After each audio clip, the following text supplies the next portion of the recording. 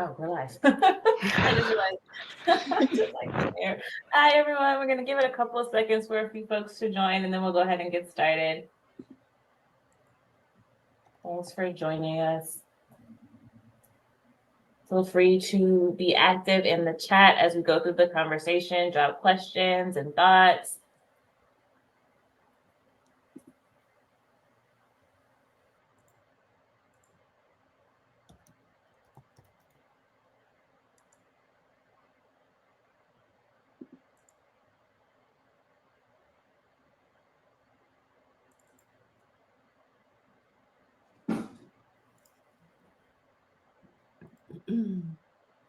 Cool. Awesome. All right. We're going to go ahead and get started. So thank you everyone for joining. Again, feel free to stay active in the chat and ask questions as we go through the dialogue.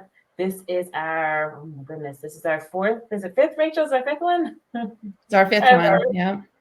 Fifth one of our People Analytics Unplugged series. We will have one more. This will be on April 26th. We'll talk about listening at scale, but today we're talking about career pathways, and we've got some esteemed guests, Michelle Martin, Katie Jacobson, and Nicole Ferguson. We'll talk to about kind of their journeys into people analytics, and also share some advice and expertise about how they got here, what's different in the field, kind of advice they have for people trying to break in as well. So we're going to go ahead and start off with introductions. And Misha Ann, you are first up on my screen. If you want to introduce yourself and then just talk a little bit about kind of how you got started in people analytics and your journey to get here, and also what's motivated you to enter the field. Yeah, sure. So, hi everybody. My name is Misha Ann, and I've recently started calling myself a workplace activist in addition to a workplace researcher. And how I got into this field, I mean, everybody wanted to be clinical psychology, right? When you started out, am I right? So that was me. And then I realized that I had a love for stats and a dislike for listening to other people's problems. And here we are. I would say that my personal experience has influenced my lens on people analytics. This is something I say a lot. I was born and raised in Jamaica, and I came to the States for college and realized very suddenly that I was Black, and I didn't know what that meant.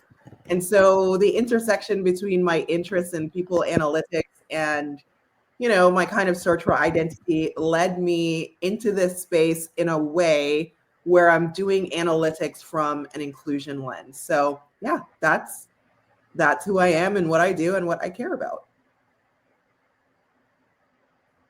Absolutely love it. I love the fact that you didn't realize you were Black till you got here. Very true how that happens. Katie, over to you. Awesome. Hi, everyone. I'm Katie. It's great to meet you. So I currently work at Dell in our people analytics team. I serve as our resident IO psychologist. So I focus a lot on our surveys and listening analytics for that, as well as just some overall research projects if we have big questions within HR or want to look at trends. Outside of work, I also really like to be involved in our professional community. So right now I serve as our research chair for the IT survey group. And then before that, within SIOP, I was our membership analytics chair. So part of why I got into people analytics, so kind of similar to Misha Ann, I also started on the clinical psychology track and switched over once I heard about IO, but I also really like the stat side. And I realized in my early jobs, I was more gravitating towards that data side. And so over time, I feel like that's turned into me just 100% focusing on data. But what I really like is with the field in general, we have a lot of power that we can use to really influence the workplace in a good way. And also being able to back decisions with data and make them more objective and grounded, I feel like is something we really need in HR and just in businesses in general. So this is a way that we can better serve employees as a whole. Awesome. Thanks for sharing, Katie. And then over to you, Nicole. Hi, Nicole Ferguson. I lead the people analytics team at Equipment Share. We are an equipment rental company, but also we have a strong SaaS component. Starting out in clinical psychology, that seems like something a lot of people have in common. I too started out in clinical psychology, and I did some like externships where you like have to sit in on counseling sessions, and I just walked away so exhausted. I'm like, I can't do this for the rest of my life. And which is, it's good to know that about yourself early on, right? And so I went down like the social psych route. I was in a PhD program at the University of Kansas, and I try to share this because like being very like pro mental health and mental health in the workplace is incredibly important to me. I ended up having like a full-blown alcohol use disorder in my PhD program, which I think a lot of other people were suffering from as well. And I left the PhD program and got sober, went to rehab, kind of reflected on my life and what I wanted to give to the world. I knew a few IO psychologists, so thank you for everyone who does that work, because that's what inspired me to go into like HR analytics, HR research. Then you find people analytics on LinkedIn and you're hooked, you know, and I just have been so, you know, lucky to impact the workforce, whether that's been like 500 people at a company or like a 300,000 person company. And I don't think I would have ever felt that way, you know, teaching or on the route I was on. And so that's kind of why I stay, why I wake up in the morning, why when like the CEO or my boss has a random request and I have to keep the umbrella for my employees, how I get through that. That's great. Yeah. Thank you so much for sharing y'all's backgrounds and what led you to this field. And I love that everyone kind of has a similar maybe starting point, a little bit different takes on that, but it's going to become apparent, I think, as we go through the session, is how varied those paths have been, which is kind of why we wanted to bring these three ladies together. So for our next question, though, we wanted to kind of get your thoughts on what are some of the more common career paths within people analytics, or you could also speak to some of the more unique career paths that you've seen in people analytics. I think our attendees are probably interested in hearing both, what's common and also what's unique, and maybe that's specific to you or just things you've seen in your time in people analytics. So Misha Ann, why don't we start with you? Yeah, so I can say I've had a blend of both. I said before that because of my identity, I always approach this work from an inclusion lens. And so I went into my first job, which was selection pre-hire assessment, with the idea that I was going to use metrics and analytics to identify gaps. So I did a lot of adverse impact stuff. And then when I started doing employee experience work, I was identifying gaps as well.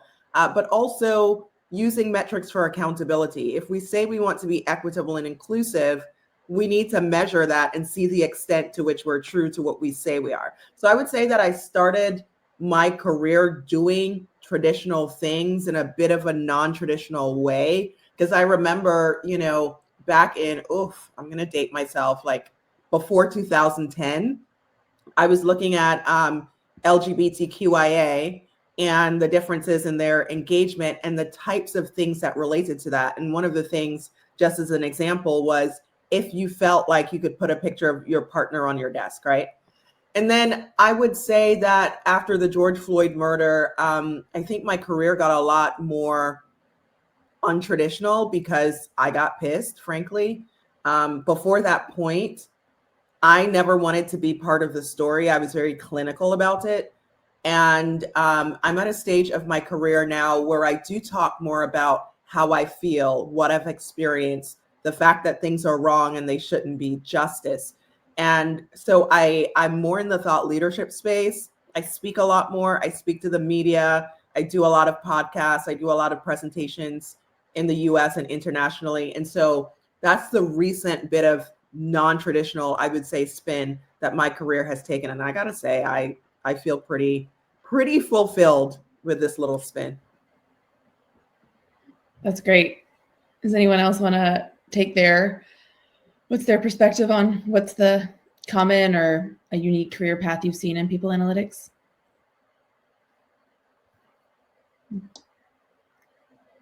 I can share some of the common. So I don't know, Nicole, if you have other ones that you'd like to add before common. Now go with common, and then I've got some unique ones to share probably. Okay, cool. So what I thought is I could just share some of the different paths that we have at Dell, because I really like our centralized people analytics function, and it really brought together a lot of different areas, in case that's helpful for people interested to know maybe where you would fit within a broader people analytics org. So we have a series of analysts, and part of them are business analysts. So if that's something that you would be interested in, these analysts work a lot closely with the business. So think of if you want to be aligned to another BU, if you really like sales, or if you really like tech, then maybe that would be a role that's interesting for you to interact with the business a little bit more. And then we also have HR Center of Excellence analyst roles. So if you like more of the HR side of D&I or talent and skill building, or TA, some of these areas, and that's another area that you could go into if you have a passion area within HR and you want to add data to it. That could be a role good for you. We also have data scientists, so some more predictive analytics, and then also the IO, kind of looking across trends and listening analytics side. And then finally, we have more of the very in the weeds, like data engineers, people working on our dashboards and making sure our data integrates. So if you're very, very, very excited about data, then possibly a data engineer role would be good for you too.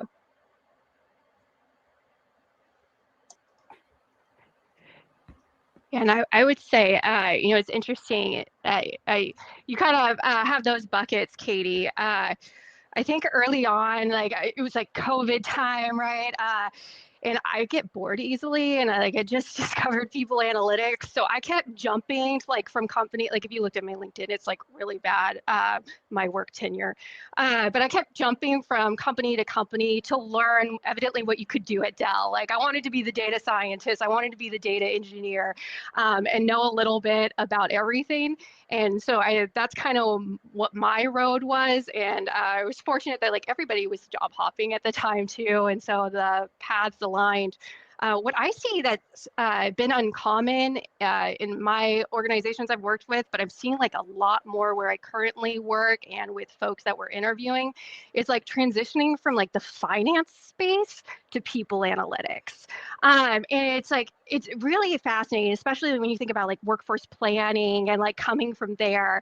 And so I think that's kind of a unique career pathway, but folks with a finance background, whether that was an accounting degree in school or whatnot, they are kind of a critical part of my team currently, and they've helped us to really build out our commission space or our compensation space. So I think that's a really unique career path, but one I'm pretty pro. Yeah, I've seen that too a lot, Nicole. And I see the comment from Alec that he has also kind of seen really unique, not unique, but varied backgrounds for people in people analytics. So we often have a lot of IOs, we have a lot of MBAs, but we also really benefit from market researchers with their kind of understanding of the customer side of things, and then sociologists, obviously. So I think there's really so many ways you can get into people analytics, and then it's really about finding your space in the area that you care the most about. So thank you so much for all those responses. I think we'll probably dig into more of them as we go on. I loved what you said, Misha Ann.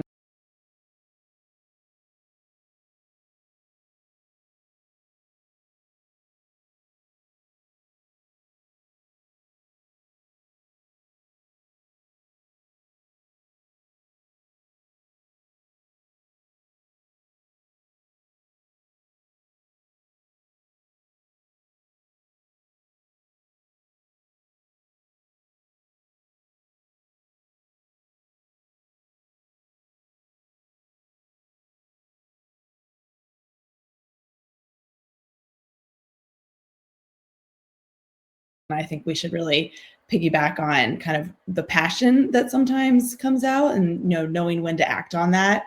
So we'll revisit that. But I'd love to hear a little bit more, as you're talking to peers in people analytics, as you're talking to candidates, when you're trying to grow your team, what are really the essential skills and competencies that you're looking for? So people starting in people analytics or looking to grow their career in people analytics, they kind of know what to work on. How about Nicole? Why don't we just start with you? go backwards. Yeah, I spent a lot of time thinking about this lately, too. And I said this a few years ago, and I just like stick with it. Having the ability to deal well with ambiguity and like cut through it. And like, if you have a research career, you learned how to do that because you like operationalize variables, right? When I think about my team or like the like superstars I've gotten to work with, it's like they could do this really well. And it's like, if you can do that, you can usually pretty much figure out everything else. Yeah, totally agree. I think that's spot on. Any other skills, Misha and Katie? Yes, I have a weird answer to this one. I think so often we focus on the tools, right? We focus on the methodology and making sure that we are technically like superstars. And I think sometimes what gets missing is the simple trait of curiosity. So you're using those tools to answer which questions. When I'm looking for a people analytics person, I'm looking for somebody who's actually a strategist and somebody who's curious, right? So I need you to understand, how to take HR strategy and translate that to the right questions that then you can apply the methodology to. As people get more senior in this field, I'm also expecting some change management chops, because what happens a lot in the people analytics space is you provide the insight and we over rotate on the insight. And I used to be one of those people. I was so obnoxious. I was like, I just identify the problems. I don't fix them. I was young, y'all. I was young. But you need to be able to influence the people to do the things that need to be done based on your insight. So those are a couple of things that I would highlight that I definitely look for when I'm looking for people. Yeah, Misha Ann, that's so like you just hit the nail on the head. And I see that as like really difficult sometimes for people who are like ready to make that leap to do, right? Because like there's so much safety in like I'm just producing the data and like I know the answers to these specific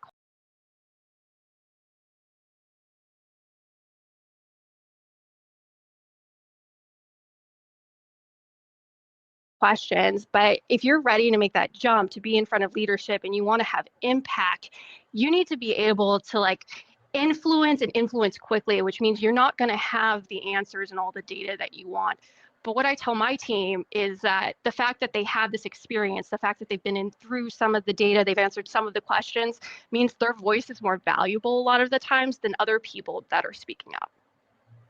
And you need to be able to communicate well. Like, you are not communicating to us anymore. There's so many times I witness, us saying really, really smart things that nobody else understands. Like, that's not going to go anywhere. So we need to learn how to communicate in a way where we're telling a story, where we're representing an employee's experience with data in a way that,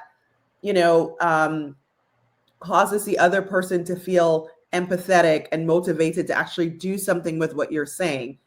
So yeah, I would emphasize communication skills as well. I love all of these. I feel like they're spot on with what I was thinking too. And even building on that communication piece, I think one thing that you have to learn early on too is you probably have to adapt your style based on your audience. So like one visual might work really well to resonate with one of your customers, but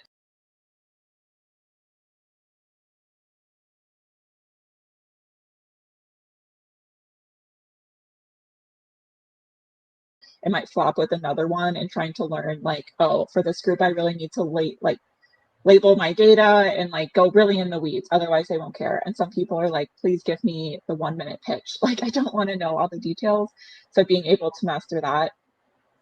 Similar to what you guys were saying too, one I had in mind was kind of that design thinking or consulting of, to your point, Misha, and like really being able to get at the root of what do people want, because a lot of times what they'll come to you with originally isn't what they actually need. So if you're not kind of asking those questions or really pushing back in some cases, you won't actually get the insight that they want. And then one other one that came to mind too, especially as we expand the available data sources to us in HR, is really just emphasizing integrity. We can look all we want, but sometimes we need to be cautious of the data that we're looking at or who has access to it or what we're going to do with the insights. So never just like going down a rabbit hole of what's interesting or something that you want to do without thinking about that integrity piece.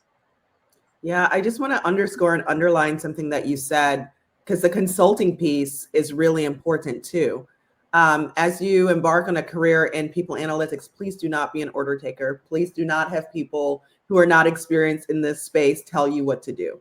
So you need to, because what's going to happen is they have a question in their mind and they're asking you to do something and they think that that thing is going to answer that question. You do it, it doesn't answer that question.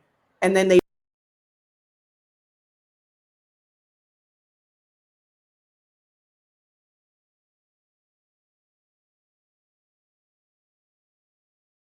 tell you to do another thing. So what you need to be doing is consulting to figure out what is it that they really want to answer and why, so that you can consult your way into what you need to do to answer that question. Oh, I love this conversation so much. I think it's so critical, all of these skills that you bring up that we did not probably learn in our programs. And I hopefully the people analytics courses that are being created today are covering that.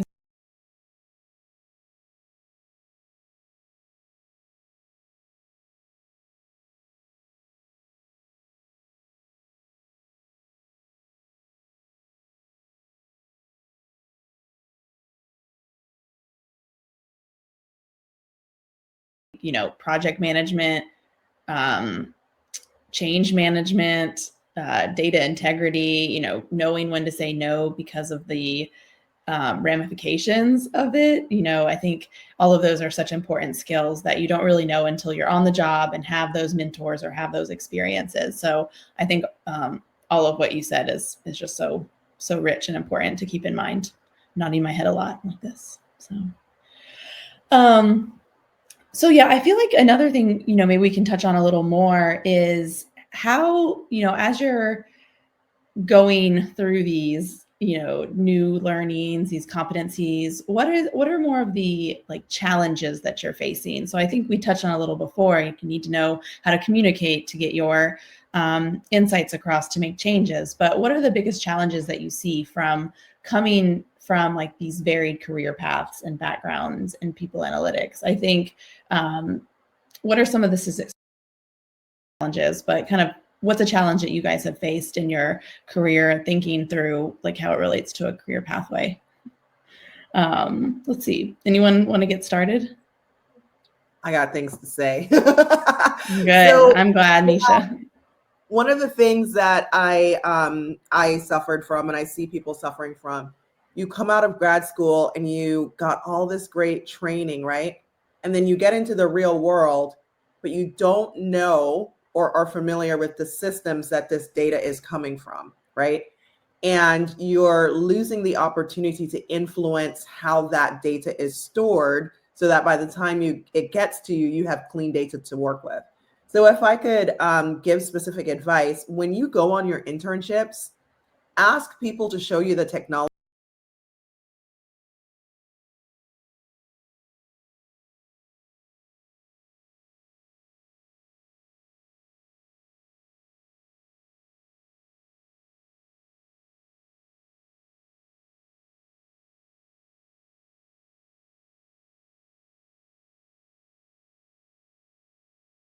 you're working with. So things like applicant tracking systems, HRIS systems like Workday.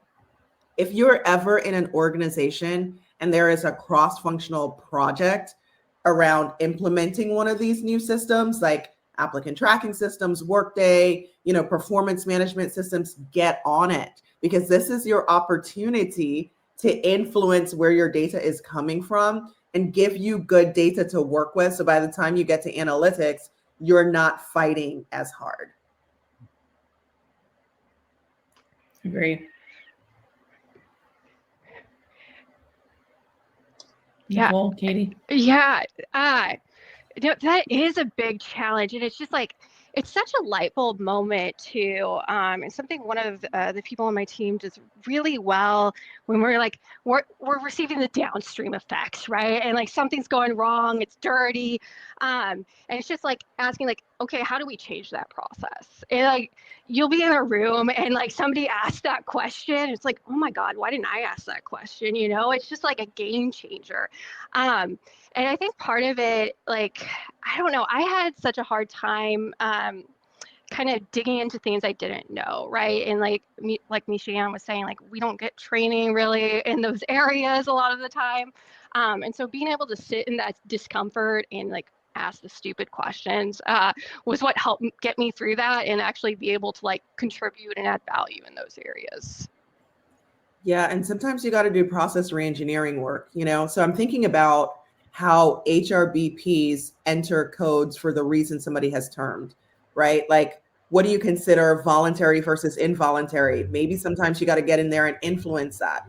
What are the codes that people are using for each of those? Maybe you got to get in there and consult based on, you know, your IO or HR knowledge or expertise, so that when you're trying to predict something, like, you've got good data to work with. Yeah. And I think it's kind of just being able to dedicate yourself to that, like seeing a problem and being motivated enough to ask those questions and be curious. Cause I think a lot of times, you know, we talked about this earlier. It's easy to kind of stick to your projects, but I think that's really how you gain more exposure, more experience, is being able to say, you know, that doesn't make a lot of sense. How can we change that process? And it's scary to do, but I do think it usually ends up expanding yourself more than you were before. Katie, did you have anything to add in terms of challenges you run into in people analytics? Yeah, I can add. I really love this example, especially just from thinking about where does our data even originate? And if there's issues there, then you can't even go on and do the rest of people analytics. So I love this example that we've been talking about. One that kind of comes to mind on the opposite end, so we have like end-to-end challenges, is because everyone comes from such varied backgrounds in people analytics, I feel like it's both a strength and potentially a challenge depending on how teams work together. And so I think really being able to build trust within the people working together is essential, because if you're coming, for example, from finance, and if you're coming from traditional HR, you probably have some conflicting priorities or thoughts. And so being able to really understand other people's perspectives and being willing to share your own is critical to get to the best end product. So one thing I think that helps here is having, one thing that we like to do is have weekly collaboration sessions where you can just bring an idea and everyone can bring their own unique perspective of their background to help solve it. And so I think as long as we can foster a good environment where people can speak up and share from their experience, we can ultimately get to the good end product. But if that's not done, then it often, I feel like, can feel like people butting heads. So that could be a symptom. That might be a challenge if that comes up. That's such a good point, Katie. And even I'm thinking of like all of our backgrounds and mentioning kind of thinking on the clinical psychology side and then switching over, like we are so often heavy on the people element that sometimes when you working with people that went to school in like mathematics and statistics and data science, there's that clash of like, wait, no, I'm thinking of the humans. And you're like, no, wait, the data says this. And there ends up being this like clash of the humans versus the numbers sometimes in people analytics teams that I don't think we often talk about enough, of like the conflict there of like a lot of IOs and people that went into the behavioral sciences. We're definitely focused more on the human elements of everything. Yeah, I think you're totally right. I think it's kind of a balance, and it's helpful to see. I think it's helpful to really forge those relationships with finance, customer teams, your stakeholder teams, to kind of understand where they're coming from and what matters to them. So then you can kind of balance that people perspective with the business, which ultimately is, you know, driving us all. So no, I love that. I love all these perspectives. Let's see. I would want to add something though about the biggest please. challenges you see like in the varied career paths and backgrounds in people analytics. And it's like also one of the things I love about it.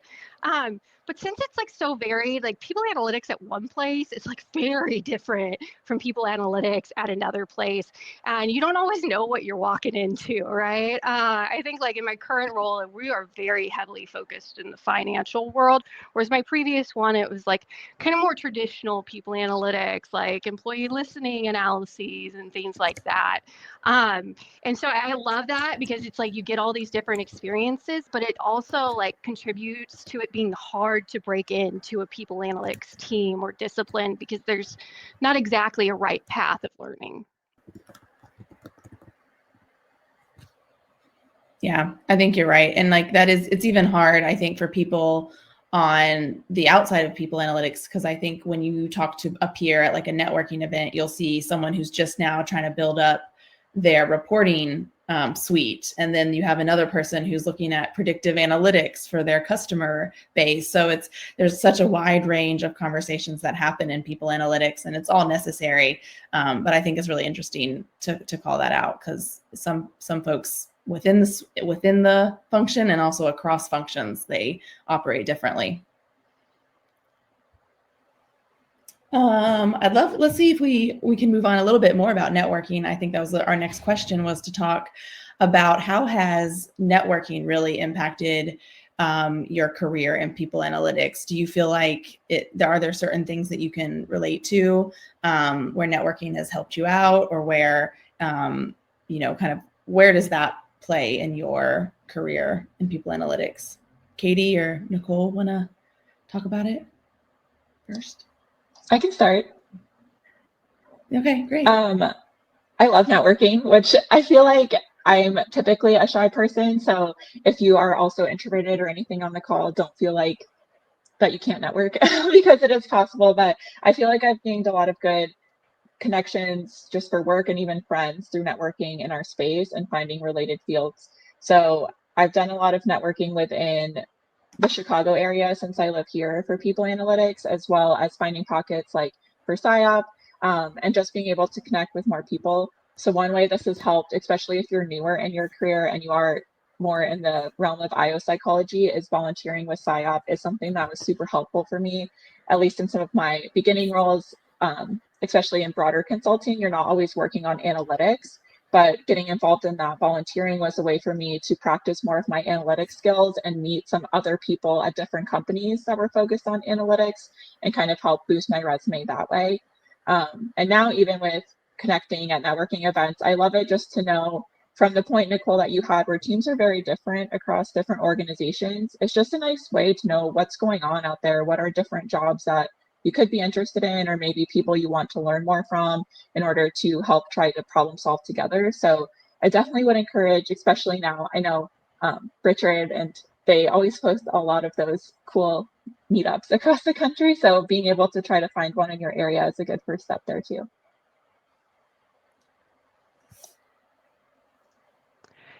Yeah, networking I feel like is what gave me my career. So I lived in Salem, Oregon, and now I live in Eugene, Oregon, and like I got a kid, so I'm not like driving 2 hours to Portland very often to go to networking events. And I'm also very introverted, but it's much more comfortable online. So I have connected like 30-minute chats with like tons of people through LinkedIn, and like, yeah, that's a little bit scary, but it has been so helpful. I remember before I came to the people analytics function at Equipment Share, I got to talk to like a variety of people, and they were so influential on what I've done at Equipment Share and how the team is run. And so you kind of learn to take the good with the bad, learn what not to do. Made some missteps along the way, but I feel like just by networking with a variety of people, I kind of expand my knowledge base tenfold each time. Also, I think one thing that's been really helpful is networking with people who have really strong networks, right? So, my mentor was like Cole Napper, Gary Russo was hugely influential in my career. And like having those kind of champions who have these huge networks really helps increase your network's density. I love that, Nicole. Would you mind sharing kind of how you approach some of those 30-minute phone calls? Like, what do you typically start off with or say to make that happen? Yeah, so either LinkedIn messaging is great, like if you have something in common or you see somebody that you're really inspired by. Once a year, I post like a Calendly link, and I'm like, let's do talk, sign up. Usually it starts with a lot of awkward silence, right? And just like addressing that is, the first go. But then you hear a lot about people's journeys. Kind of some of the questions we're answering today are what I tend to cover in those networking sessions. That's great. Anyone else want to add to that before we move on? I think networking is so important, but also it kind of depends on the person, right? I think some people really enjoy having a wide network. Some people like smaller networks and then just kind of dipping their toe in occasionally when it makes sense to learn something new about another company or another field, when you need information. So I think it's such an interesting topic to talk about because everyone has their own experience with networking. Yeah, I'm a terrible networker because I am heavy.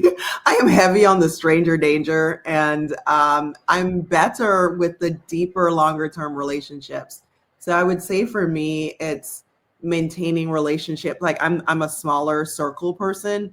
It's maintaining relationships with people I know in the field, and being inspired and influenced by that. So I feel I can think about like Alexis Fink. I have admired her and her work for such a long time, but she's super technical. And I'm like, well, that's not my lane, like that's not the passion I feel for this space. I think about being inspired by things that Stephanie has done at Dell. Dr. Khalifa Oliver has just written a book, I Think I Love My Job. It's coming out in June. So I just like, having, for those of you who are Jay-Z's fan, you know what he says about, I'm going to paraphrase, the baddest chicks in the game wearing his chain. I like to have like the baddies around me to keep my game like up and fresh and be influenced and inspired by what I can do in this field, but also like what I don't want to do, which is fine.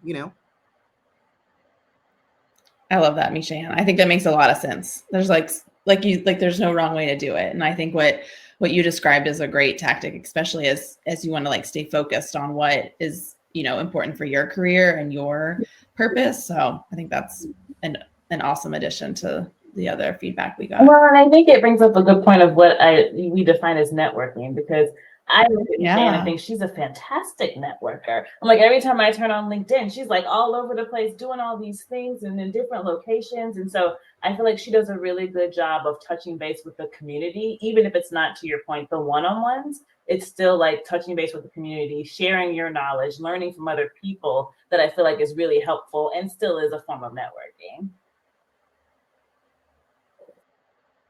Totally. We do have a couple questions in the chat we can go ahead and talk about. Why don't we touch on this one around recommendations first? So do you guys have any recommendations or thoughts around people analytics certifications? I think that's something that's becoming more prevalent these days. So, any specific ones or just advice on that area? The ones that come to mind for me are R and Python, which is funny because I'm proficient in neither, but I already said I'm not super technical. But I think a lot of people analytics teams are using R. So that one would be helpful in that regard. But then also, if you're on a people analytics team or in a role where you're aspiring to or currently interacting with people who are more on the data scientist side, they use Python. So if you're looking for that kind of thing, I think that one can be helpful as well. Yeah, and just kind of echoing, love R and Python. I would say that if you are like going to delve into like trying to build people analytics products or be on that kind of team, like Python is like the route to go. If you work in a DevOps company, Python is the route to go. I know like one of our barriers to entry for our organization is like you have to know Python. And that's just kind of the name of the game. But in terms of like certifications around people analytics, I get this like question a lot, like what is the general PA certification that I should take? I actually don't recommend doing that. I'd rather see like somebody try to do like an HR analytics or people analytics project on their resume. So like if you're in talent acquisition as a recruiter, like can you improve time to fill or do some like funnel? I think that's more helpful to get your foot in the door in a PA team than going to like a SHRM PA certificate program. That might just be me though. Yeah, no, I think Nicole, you make a good point, because I think these programs are still relatively new in these courses. So until time has really shown that they're producing valuable candidates and product, yeah, I think it is kind of just the experience on the resume. But I always think it's super cool to see them come up. It makes it feel like the field is even more valid than it was a few years ago. But Katie, did you have anything to add just based on your experience? Yeah, I think those are good recommendations. Maybe another one too, if you're very new to any of the tools, if you want to brush up on Tableau or Power BI, you can also use that as some examples of like work samples of things that you've done, even if it's not HR data, but if you can make a really cool visualization, that could be something you could put on your resume. And one thing that I've also heard of people doing too is if you can't find like a formal certification, you could still brush up your skills at like a community college or another local university and some of the like latest data techniques. So it wouldn't necessarily show up as a certification, but you're still expanding your knowledge. Yeah. And I do feel like there's plenty of like online programs, like I'm trying to think of Data Camp and Udemy and a bunch of those kind of education programs that are helpful just to show that you are continually learning and brushing up on your skills. So I think that's a great point too, Katie. We had another question from Alec around networking. So I think now that we're in this kind of post-COVID time where some people are remote, some people are hybrid and in office more often, have you seen any like difference in how you network depending on how you work, or any recommendations on how to be better at networking in a position where you might not be in the office as much? So I think this came up before, but and I have to say this is a new chair for the local IO group, PSYOP committee. Seek out your local groups, right? And network within your community. So you may not be in the office for your organization, but you can still network with people. Like for me, I live in Austin, but my company is headquartered in Boston and Dublin, right? So my networking is in Austin. But also, this is probably a little bit off topic, but I think when you're remote, especially when you are hired remote, and I not just think, like, I've done research on this, so the data suggests that is difficult for people. One of the ways to get integrated into your organization, because remember, part of people analytics and being successful is influence. And part of influence comes with relationships. How do you build relationships in a remote organization? One of the things I found really helpful is joining the Slack interest channels. Like if you like indoor plants and there's a Slack channel on that, if you're a Pelotoner, if there's something that you're passionate about that there isn't a Slack channel for, maybe form it. And so you start to connect with people on things you have in common. And that's kind of a way that I built relationships at my new organization during COVID while I was socially isolating. And, those relationships pay off. They pay off as you're trying to get people to do things based on what you found. I totally agree. Yeah, that payoff, like that investment early on. When I was talking to folks about a year ago about like, how do you start a function? Like, what are you supposed to do? And they're like, you go on a listening tour for your first month there and you meet with like everyone you can. And like how much that has paid off a year later, it is like just so incredibly surprising. And like sometimes I'll see folks like come into an organization and they like don't take those opportunities. And I would just really like encourage folks, if you're remote, like, do 30 minutes, drink coffee, talk about your cats, your dogs, whatever. It really helps when you have like a late night request of somebody via Slack to have like at least talked to them previously.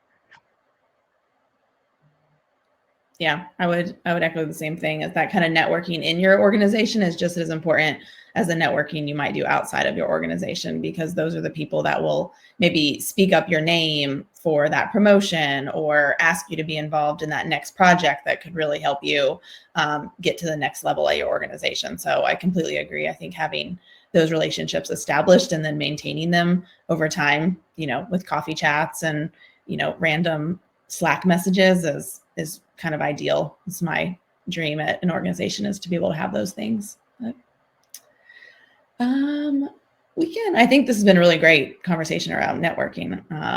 But I think I'd love to kind of transition to the next question, asking more about what do you feel is like the most, it's kind of a big question. So, feel free to answer it however you want, but what do you feel like is the most significant achievement you've had in people analytics in your career?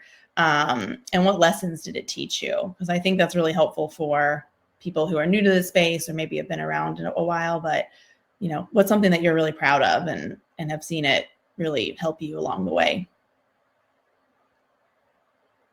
Nicole, do you want to start since you're big, or is there anyone else wants to jump in? Yeah, I think my most significant achievements are not like going into my career. Like, I don't know, when I was younger, I like would never have predicted.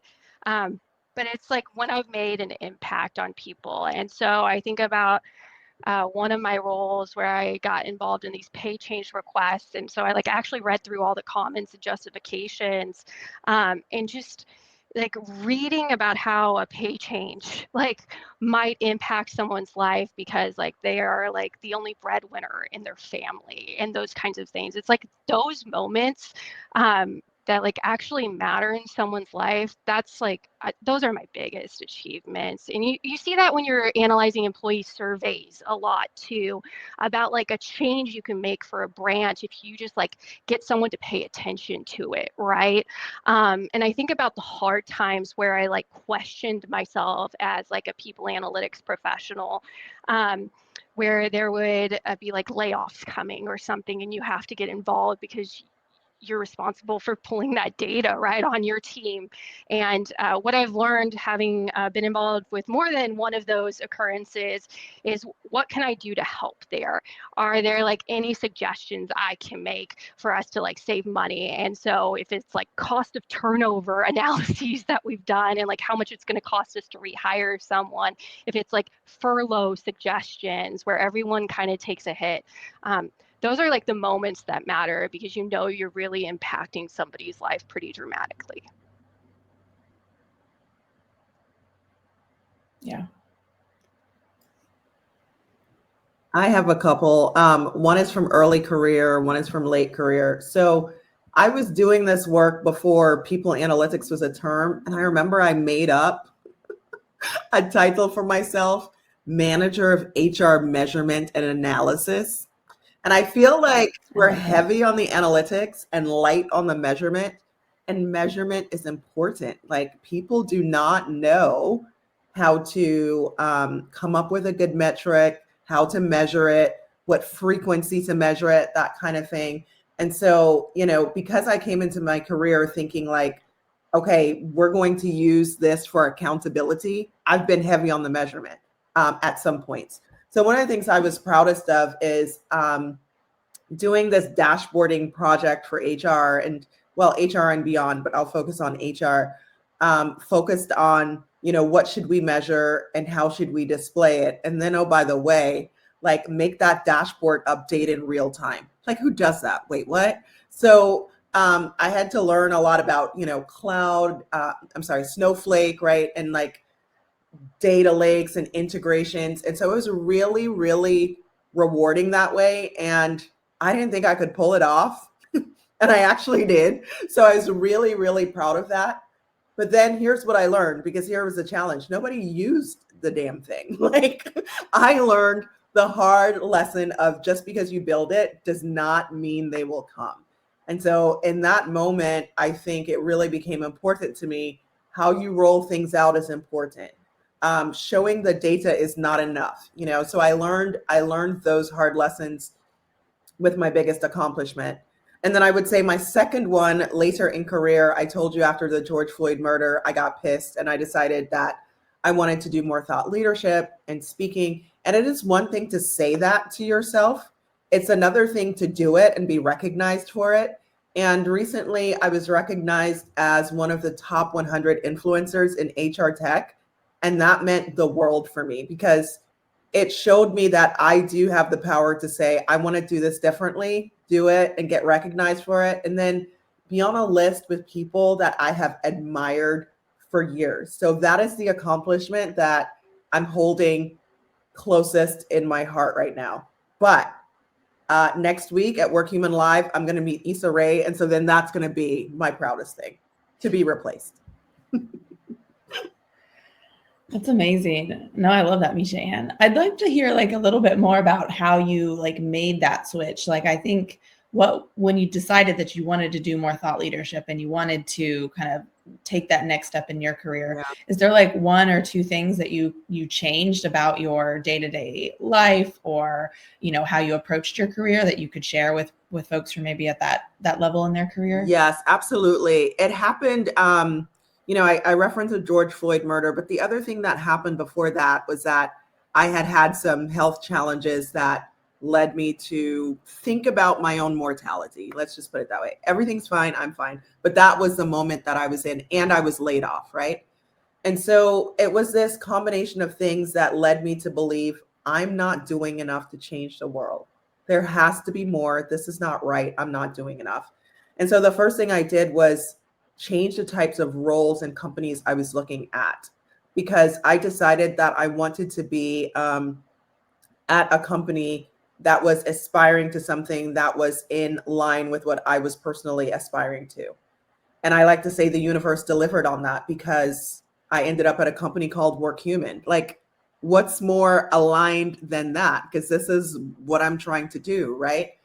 And then the second thing that I did is I started writing. So one of the first things I did at Work Human is I wrote an article about how to make diversity a movement instead of a moment. Because I was just so fired up. I was like, everybody's going to put up a black square and then nothing's going to happen. And so I wrote that article. And then I started talking about what I wrote in the article. So I did a webinar based on that article. And then the other thing, was putting this intention out there to my employer and having them support me, it's easier because they're already aligned with what I'm trying to do. And so, through my organization, they'll connect me with media, they'll source opportunities for me. And it's just this beautiful alignment of what they're trying to do and what I'm trying to do. So yeah, it's been really great. No, that's awesome. Thanks so much for sharing those because I think it's helpful for folks who are maybe in that kind of gray space of not knowing what to do next in their careers. But, Katie, did you want to share anything about kind of what you've done in people analytics and the lessons it's taught you? I think I'd love to hear your perspective because I think you do have like a really great trajectory at Dell and how it's kind of happened. Yeah, and thanks for sharing, Misha, and that was really cool to hear. And congratulations on being on the list. That's awesome. So I think for me, this question is a little hard because I feel like I just have a lot of like micro moments. Like I feel like for me, anytime that you can like deliver an insight to a customer and you can just tell that it clicks and then they can figure out how to do action, it's just a win for me. And I feel like sometimes it takes a little bit to get there to figure out what are their needs, what are they really focused on, and how can I bring the data to help you. Sometimes maybe you're pushing the data a little bit on them, but that's okay. I feel like then they end up using it.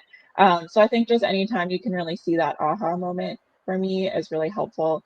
I think another thing that I'm really proud of too is really trying to combine across data sources. So if we have a theme that we're looking at, I feel like being able to combine like what are some of the like hard metrics that we see that are important for the business, but also how are people feeling and how could that be influenced by the other data we have, and then trying to figure out, is this something that's unique or is it something that's happening across the board? Because I feel like that macro level perspective influences some of the action. So if you see something and it's like, yeah, this is a world of work societal type of trend we're seeing, I feel like maybe the actions are a little bit different than if it's like, oh, this is something that either is very uniquely going well or something very uniquely we need to watch out for. That kind of gives a little bit of a sense of urgency.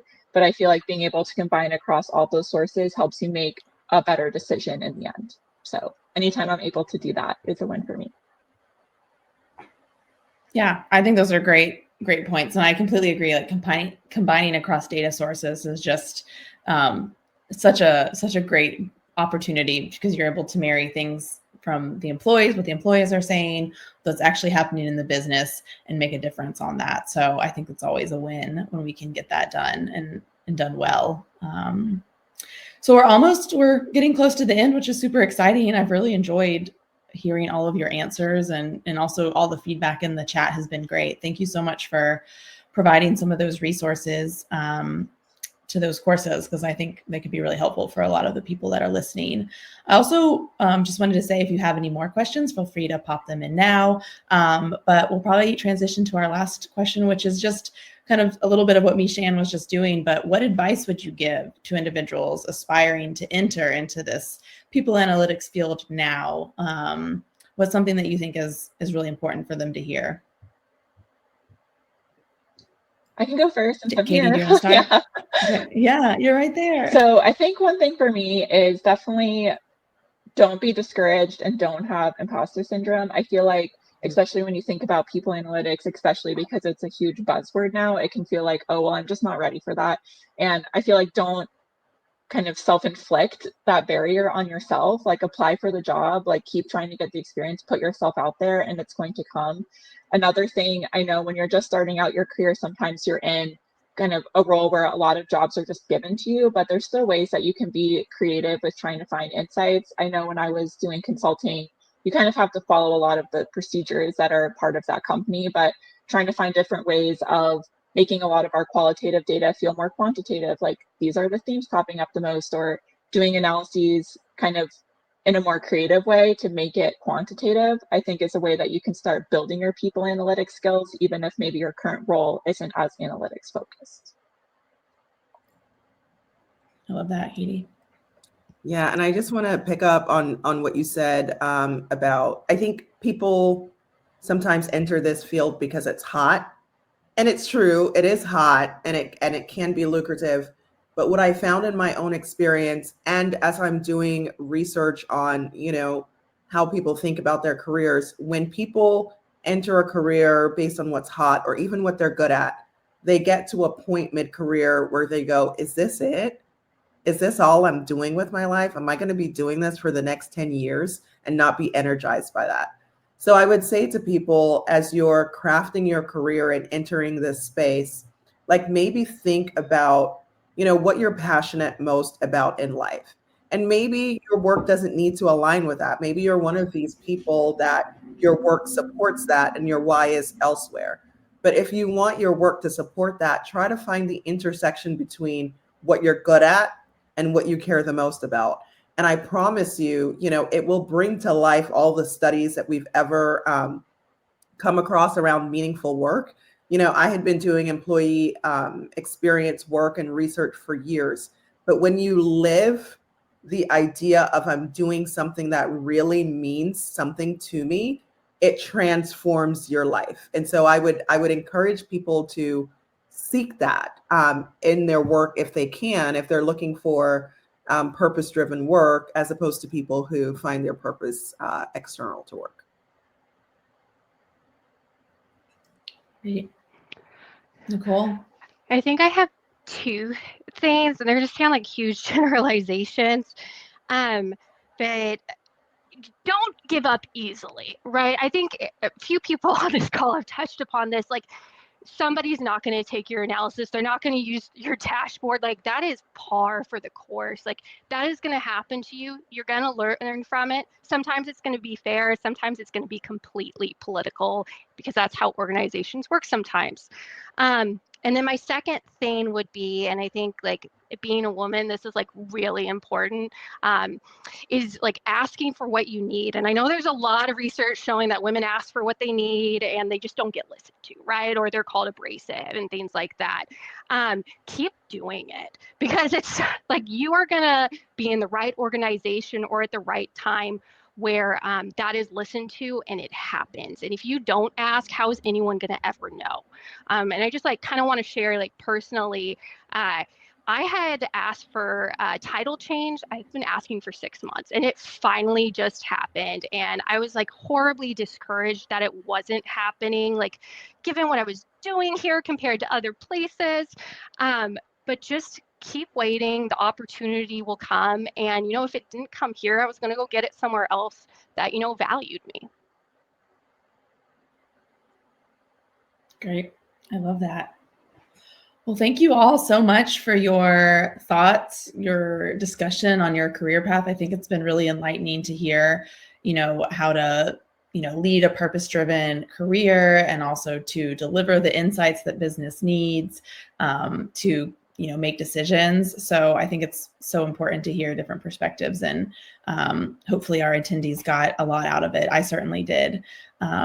Well, we have one more session after this one. It's actually in 2 weeks, and it'll be a great opportunity to hear about employee listening at scale. So really leveraging people analytics to drive employee experience. So a lot of what Katie and Misha Ann and Nicole were talking about is usually an employee sentiment data, and how can we infuse that into our people analytics teams and strategy. So we're super excited to have representatives from Qualtrics, Question Pro, Medallia, and Perceptyx to talk about that. So look out for that on LinkedIn soon. But thank you again for joining today, and happy to have you guys again. This has been really fun. Thank you so much. Thank you. Thanks. Bye. Bye.